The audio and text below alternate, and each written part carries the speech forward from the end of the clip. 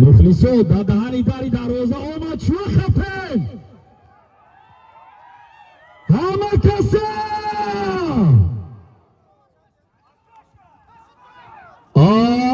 برادر قرغز محکم برادر قرغز محکم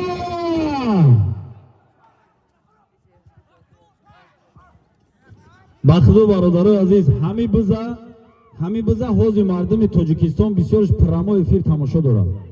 بسیار اعلانش دهشت رفت این آبروی همه مانای برادرها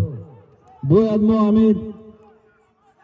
دستاوردهایی که همین مهنت زحمتی که خود پیشوای معظم ملت کردن باید به قدر اینها برسیم همیشه دعاگوی آبادی وطن باشیم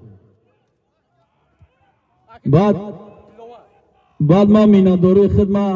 میناداری خدمت به انمی راهبریت انمی رایان به برادرای روس میکنیم که ما را اجازه دادن همی معرکه را تشکیل کردیم.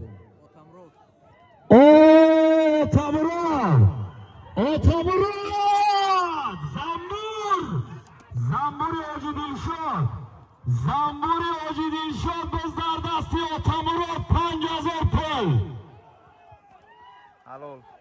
حلال از صدرالدین اکا میگه حلال بزی آتامراد برا همی کدامید حلال میکنی پیش مخلیصا برخته یا رکلامه که مردم قرصک زنه برا حاجی رشید پیش اکا صدرالدین برا اکا دلشاد تبریک حاجی 5000 روبل روسی اینمی حاجی صدرالدین رئیس معرکه بود آتامراد چوانداز نانه خراسان جماعت مرزا قلابه اسبی نایه عبدالرحمن جامی کلخوزابه اسبی حاجی دلشاد نانوز زنبور حاجی دلشاد تبریک